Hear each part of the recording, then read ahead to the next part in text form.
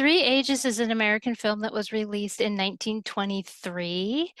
This is Buster Keaton's first feature film, and the reviews back 100 years ago weren't good. Oh, yeah.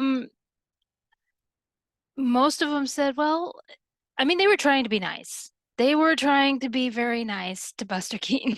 It was like, well, it has its good moments, but this is below Buster's standards.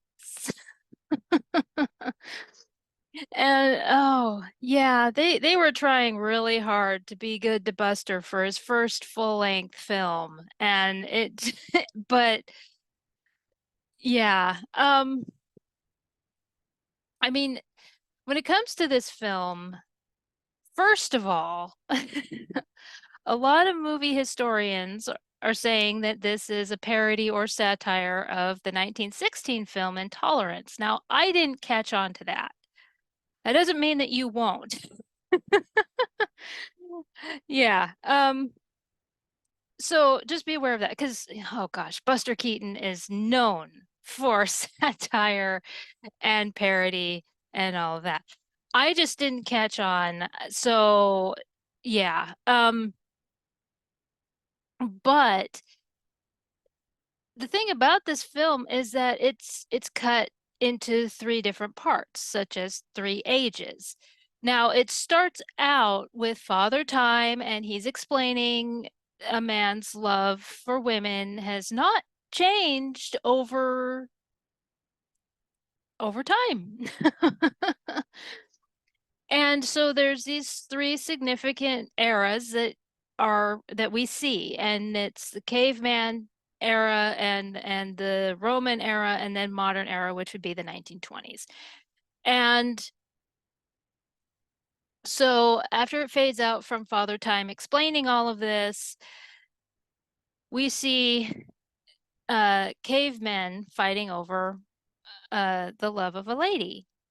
And the fun thing about the caveman era is we do see a reference to Gertie the dinosaur. Now, of course, Buster Keaton being of the vaudeville era and or of family of vaudeville, Windsor McKay, of course, went on tour with his Gertie the dinosaur, and so I, I immediately saw who doesn't love dinosaurs? Who doesn't love dinosaurs?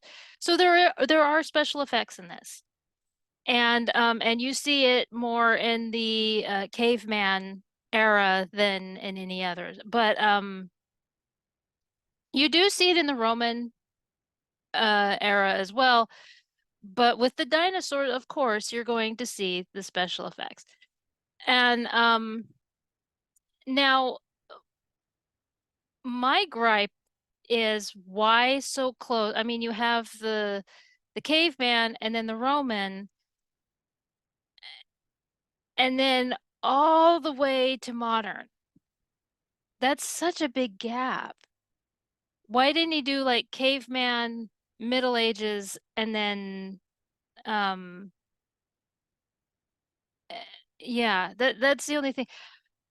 And I was looking around and I was like, is it because of the Robin Hood? I was like, when did Robin Hood come out? Was that like 1921 or something? Yeah, I were there a lot of those like Ivanhoe and that kind of thing? Maybe he didn't want to do that. I don't know, but it would seem more logical to have a bigger span between the ages because Roman and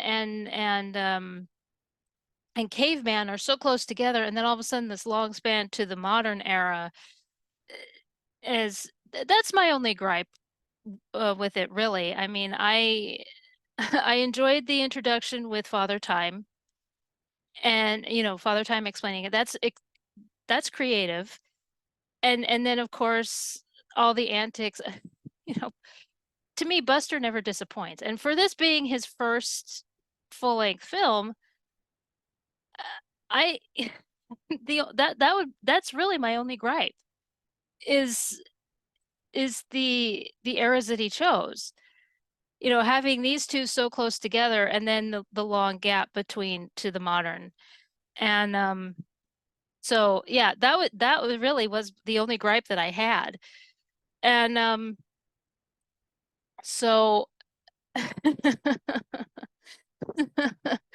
I mean, I I'm not sure why everybody had such a problem with it, but again, I don't live 100 years ago, so I'm not sure why he didn't do the Middle Ages. But anyway, um, so yeah, this is the Three Ages. It's Buster Keaton's first full-length film. It's cut into three parts. It was released in 1923.